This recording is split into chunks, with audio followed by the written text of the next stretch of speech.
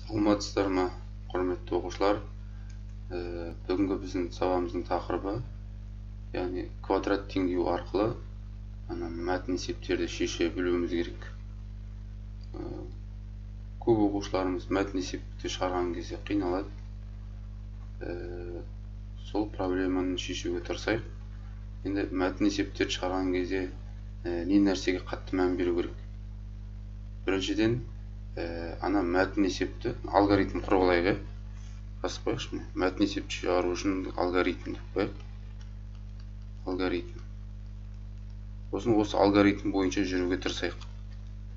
Бірінші тексті, яғни мәтін есебін текст түрі жазылады, сол тексті мықтап оқу алу керек. Яғни соның ішінен не болып жатыр, барынша соның ішіне кіріп кеткен дұрыс. Мысалы, пойыз жүріп баратса, сол пойыздың ішінде өзіңіз отқандай сезініп деген сияқты. Бір адам А пунктінен Б пунктіне баратыр дей ма, соны жүргенін, мысалы, оның шағы туралы айтып жатыр ма, немесе жылдамдығы туралы айтып жатыр ма, жалпы не айтылып жатыр, соның барлығын көз алдыңызға картинка болып елестетіп тұрған жақсы болады. Яғни, бірінші түсініп оқу деп қойын. Түсініп оқу. Егер бір оққанға түсінбесеңіз, 2-3 қайтара оқыңыз. Қашан ана есеп түгелімен картинка көз алдыңызға келгенше, соны түсініп оқу алыңыз. Екінші, бұл жерде енді есеп түсініп алғаннан кейін сұрақ болмай, енді мынаны тап, қанша уақытта барады деген сияқты. Енді әртүрлі сұрақтар болмайды. Есептің әрбір есепте нені табу керек, соған байланысты сұрақ қойылады, дұрыс па? Соған табу керек нәрселер бар. Сосын бір қосымша тағы бірдеңелер есептің берілгенде бірдеңелер болуы мүмкін. Кейбір белгісіздерге бір жаңа айнымалы енгізген дұрыс, әріптермен. Мысалы, белгісіздерді көбісі x деп белгілейміз, онымен. Яғни есептің шартын түсіру керек, шартындағы сандар мүмкін, болуы мүмкін. Сосын тағы бір қосымша бір белгісіз бірдеңелер мүмкін. Соларды жаңа бір әріппен белгілеу керек. Белгісіздерді кез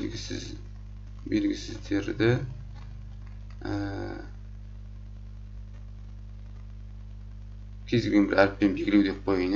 Белгісіздерді бір әріппен белгілеу. Әріппен белгілеу. Бұл жерде қысқа жазып жатырмын, жалпы түсінікті ғой. Бірдеңе сұрайды есепте, соны табу үшін тағы бір қосымша бірдеңелер белгісіз болуы мүмкін, сондайларда бір әріппен белгілеп, тағы бір жер белгілеу мүмкін, осы санымен, осының бәрі не беріліп тұр, соның бәрін дізіп жазып қоясыз да. Сосын үшінші, осы белгісіздерді арқылы бізге не табу керек, соған өрнек құрастырған дұрыс болады. Өрнек құрастыру керек. Яғни бізге бір сұрақ береді, сол сұрақты табу үшін сенде бар информациялар бар емес пе? Есепте бір жері беріледі, мысалға, төртбұрыштың мысалы ұзындығы беріледі деген сияқты, периметрі беріледі деген сияқты. Солардың сосын бір енін жасырып қалады, мысалы, енін x деп қойдық мұны. Сол белгісізді табуға бір өрнек құрастыруымыз керек. Өрнек құрастыруымыз керек. Өрнек. Және ол өрнектің саны 2 болған жақсы. Яғни бір нәрсені екі түрлі өрнек қылып жазсақ, вообще күшті болады. Өрнек құрастыру дейін. Өрнек құрастыру. Сол құрастырған өрнегін еще бір жерді сипаттаса, вообще күшті болады негізі. Өрнек құрастыру. Екеу деп қойын. Екі өрнек деп қойын. Белгісіз сұраған жер табылатын жерде екі өрнекпен құрастырсаңыз жақсы болады. Төртінші, сол екі өрнекті бір-біріне теңестіресіз. Неге теңестіресіз? Өйткені сіз бір нәрсені суреттеп тұрсыз да, бірақ басқаша түрде екі өрнек құрастырып тұрсыз. Сондықтан екеуін бір-біріне теңдеп алсаңыз, екі өрнекті теңестіру деп қойын. Теңестіру. Бесіншісі, аны екі өрнекті бір-біріне теңестірдіңіз. Содан теңдеу оны қойсаңыз, соның түбірлерін табасыз. түбірін табасыз. Түбірін табу, яғни осысын түбірін тапқан квадрат теңдеу арқылы, тақырып плюс квадрат теңдеу арқылы шығарылатын мәтін есеп болғасын, сізде екі жауап шығады. Бір жауап шығуы мүмкін. Дискриминант тауып арқылы шығарасыз ғой. Сол шыққан түбірлерді сосын анализ жасайсыз. Анализ деп қойын. Яғни кейде минус жауаптар шығып жатады, мысалға. Көбісі студия есептерде минус жауаптарды қабылдамаймыз. Мысалға минус 5 деген жауап шықты, мысалы жылдамдық тауып жатсың сен. Жылдамдық минус 5 болуы мүмкін емес, дұрыс па? Яғни жылдамдық тағы мысалы бір үш бұрыштың немесе төрт бұрыштың бір ұзындығын, енінің қабырғасын тауып жатсыз. Қабырғаның ұзындығы минустан болуы мүмкін емес тағы да. Көбісі бір оң сандарды қабылдап жата алмайсыз. Осы алгоритм бойынша бірінші есептер шығарып көрейік ал. Бірінші есебіміз мынадай болсын, екі натурал санның бірі екіншісінен 4-ке артық дейді. Және олардың көбейтіндісі 221 болса дейді. Ол қандай сандар? Мен осы тексті дұрыстап оқып аламын. Бірінші алгоритмді айттық, түсініп оқу дедік қой. Бізде екі натурал сан берілген. Натурал сан деген қандай сандар еді? Соның бәрін естеріңізге түсіріп алыңыздар. Санақ кезінде қолданатын сандар натурал сан дейміз ғой. Бірден бастап санамайтын бедік. 1, 2, 3, 4 деп кете береді ғой. 100, 200, 300 деп. Яғни натурал сандар теріс сандарды алмаймыз деген сөз ғой. Нөлді теріс сандарды алмаймыз. Жақсы, натурал санды еске түсіріп алдық. Енді сонда екі штугы бар екен менде. Екі натурал сан бар. Біреуден 4-ке артық дейді. Мысалға, бір натурал саным 7 болса, келесі натурал саным неше болады? Мысалы, 4-ке артық болу керек қой. Мысалы, 11 деген сияқты. Міне осында екі натурал сан тауып алуым керек, чтобы екеуін бір-біріне көбейткен кезде еще 221 шығу керек қой. Мәні 221 шығу керек. Түсінесіздер ме? Енді 7 мен 11 деп ой салып жатқаным ғой. Бір-бірінен 4-ке артық екенін білу керек та. Енді біз қандай сан екенін әзірше білмейміз ғой, дұрыс па? Жайлап көз алдымызға елестетіп жатырмық міне. Не істеп жатырмын міне? Бір екі натурал сан табуым керек мен. Бір-біріне көбейткенде 221 шығатын. Сосын ол қандай сандар екенін табуым керек. Мен жалпы шартын түсініп алдық. Енді жаңа табу керек нәрселерді бір әріппен белгілеген. Барынша өрнек құрастыруға тырысайық. Мысалға, бірінші санды не деп алайын ал? X деп алайын, бірінші сан X болсын. Енді осы бірінші саным X болса, осыдан 4 сан үлкен болатындай қылып, екінші санды қалай белгілеймін? Екінші санды қалай белгілеймін, мысалы? Мен бірінші саным, мысалы, X деп алып тұрмын. Мына менде X. Екінші саным осыдан 4 санға үлкен болу керек қой. Мұнда X қосу 4 қой, міне, дұрыс па? Сіздер ойлаңыздар, мынау міне бір сан, мынау бір сан деп ойлаңыздар. Сол екеуін көбейткенде 221 шығып тұр. Түсінікті ғой? Осы теңдеуді шығара қоямын болды. Мына X қосу 4 дегенде бүйтіп жақша алу керек енді. Мына жақшаны ашайық енді. X-ті X плюс 4-ке көбейтейік. X-ті бірінші X-ке көбейтіп аламын. X квадрат. X-ті 4-ке көбейтемін. Плюс 4X. Тең 221-ді мына жаққа алып көрейін. Минус 221 ғой. Не жаққа көшірін деген не қарай. Қарама қарсыдан ба мен. Сонда мына есепті шығара қоямыз ал. X квадрат плюс 4X минус 221 деген. Виетпен де шығару болады. Егер санды тез таба алсаңыз. Немесе дискриминанттен шығару болады. Дискриминант тең 4-дің квадратын жазамын ғой. 16 минус 4 еселенген 4 ацында формулада 4 бар еді ғой. Көбейтілген 221. 221-дің минус деген таңбасы бар екен. Оның алдына жүріп плюс қылып жіберейін. Сонда 16 қосу 4-ті 221-ге көбейтсек 4 884 қой. 884-ке 16 қосса қанша болады? 900 ба? 900. 900 қандай санның квадраты? 30-ның квадраты. Жақсы. Енді x1 мен x2-ні табайық. Ана жерде плюс 4 деп тұр. Минус 4 деп тұр. Значит, формулада минус бар өзің. Плюс минус дейін сразу. 30-ды жазам. Түбірден шығарып жібердім. И бөлінген 2. Ал көрейік мынаны. минус 4 қосу 30. Қосудан бастап шығарайық. Минус 4-ке 30 қосса қанша болады? 26. 26-ны 2-ке бөлсек 13. Енді минус 4 минус 30. Минус 34 минус 34-ті 2-ке бөлсек минус 17. Енді алгоритм бойынша міне біз мына жерге келдік, түбірін табу дегенге келдік. Түбірін таптық. Енді анализ жасайық. Екі натурал сан дедік қой. Соның біреуі 13 болса, одан 4 сан үлкен келесі сан деп отыр мысалға. 17 ғой. Осы 13 пен 17-ні көбейтсек 221 шығады, ол келісесіздер ме? 221 шығады. Міне мен таптым. Bir саным 13 екен, екінші саным 17 екен. Енді мына минус 17-ні неге қарастырмай жатырмын жауапқа? Өйткені менде есепте айтты, натурал сан деді. Натурал сан болу керек жауабы. Ал минус 17 ол натурал санға жатпайды. Натурал сандар теріс емес сандар ғой, дұрыс па? Сондықтан бір жауабы 13 екен, бір санымыз, екінші санымыз 17 екен. Тағы бір есеп қарап көрейік. Мәтін есебіміздің екінші түрі. Кинотеатрда қанша қатар болса, әр қатарда сонша орыннан бар екен. Түсінесіздер ғой? Яғни кинотеатрға кірдіңіздер, қанша бұлай ряд болса, қатар болса, әрбір қатарда сонша орыннан бар. Уже кинотеатрды елестете беріңіз. Так, әрі қарай. Егер қатар санын 2 есе арттырып, ал әр қатардағы орын санын 10-ға азайтсақ, онда жалпы орын саны бастапқыдан 300 орынға артатын еді дейді. Қатар санын анықтаңыз. Енді мысалы бұл жақта бір ремонтта бірдеңе жасасақ, мысалға, осы кинотеатрда мысалға қанша қатар бар кіріп келгенде, сол қатарды тағы да 2 есеге арттырып, қатар санын 2 есеге арттырып. Бірақ әрбір қатардан 10 столды алып жасақ. Түсінесіздер ғой?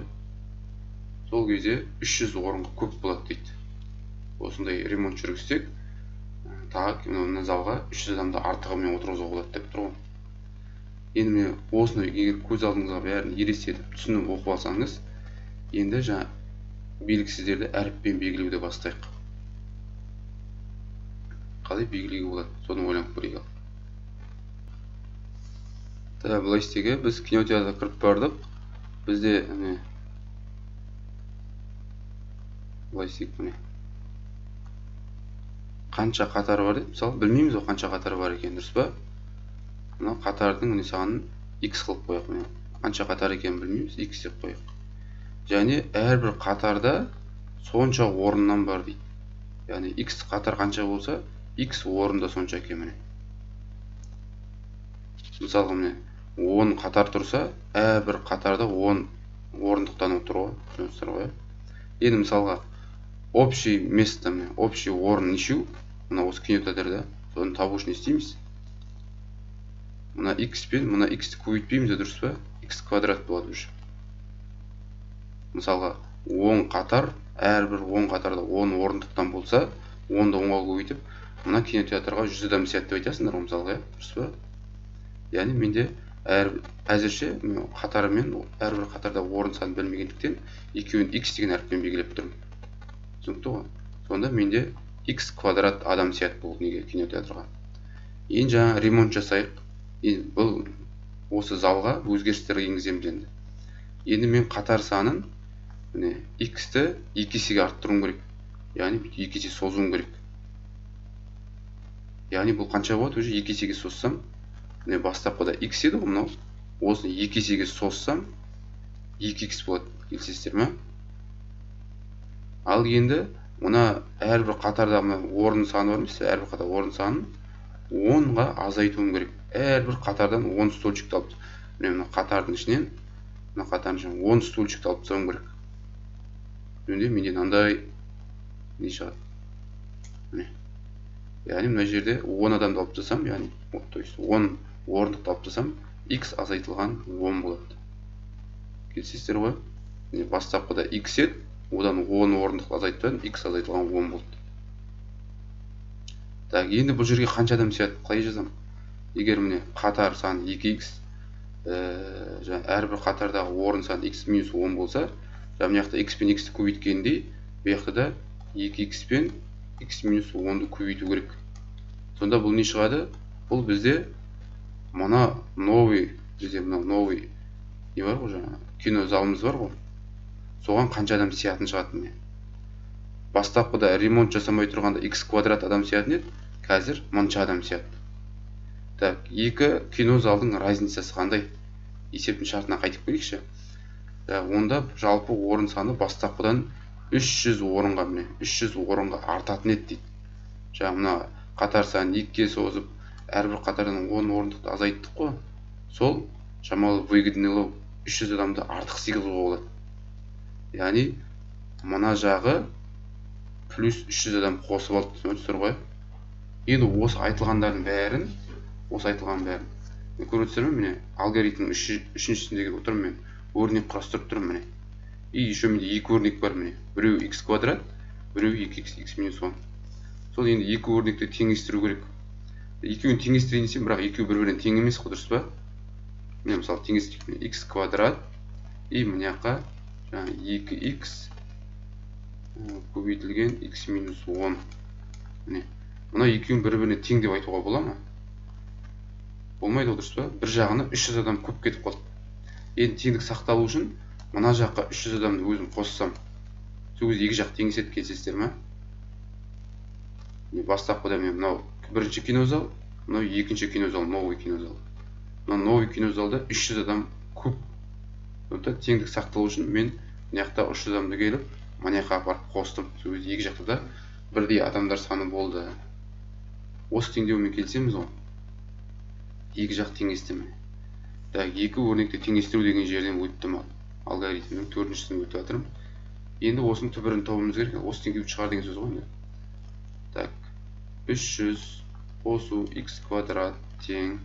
Так, мына 2x-ті жақшайын 2x x-ге көбейтсем 2x квадрат, 2x-ті минус 10-ға көбейтсем минус 20x. Так, теңдіктің барлығын бір жаққа шығарайын. Мына x квадрат 300 дегеннің барлығын теңдіктің оң жағына шығарайық. 2x квадратты жазып қойын. Мына 2x квадрат жазып қойдым. Так, осы мына x квадратты қасына алып келдім. Мына плюс x квадрат не жаққа? Ол минус x квадрат болып келеді. Так, минус 20x жазайын. Сосын 300 алып барайын не жаққа? Оң жаққа. Плюс 300 екен, мына жаққа шыққанда ол минус 300 болады. Тең 0. Так, 2x квадрат, ішінде ұқсас мүшелер бар. 2x квадраттан x квадрат, 1x квадрат азайтсақ, жай ғана x квадрат қалады. Минус 20x минус 300 тең 0. Осы теңдеуді шығаруымыз керек. Так, ветпен шығарып отырсайға. Так, қандай да бір сан x1 мен x2-ні көбейтсек, минус 300 шығу керек. Ал x1 мен x2-ні қосқанда плюс 20 шығу керек. Бұл қандай сандар? Так, 30 бен 10 келе ме? Таңбасын өз жіберейік. Так, минус 10 қойық. 30 бен минус 10-ды көбейтсек, минус 300 шығады. 30-ға минус 10-ды қоссақ, плюс 20 шығады. Келіп тұры. Так, енді жауапқа. 30 дегенді алам ба? Әлде минус 10 дегенді алам ба? Яғни минус 10 қатар деген болмайды, дұрыс па? Қатар санын минус санмен айтпаймыз ол. Сондықтан көбі болса көріп тұрсыздар, минус санды қабылдамаймыз біздер. Яғни жауабы 30 қатар болады екен. Сонда басында кинотеатрға келеміз қой. Сол кезде 30 қатар, әрбір 30 қатардың әрқайсында 30 орыннан болған ғой. Сонда мынаның ішіне 900 адам сыйып отқан. Енді жаңа ремонт жасағаннан кейін тағы 900-дің ішіне тағы да 300 адам қосылған сонда. Көрдіңіздер ғой? Сонда бастапқыда қатар саны 30 екен. Сонымен егер тағы да мәтін есептеріңіз болса, комментарийға жазып қалдырарсыздар және каналға жазылуды ұмытпаңыздар.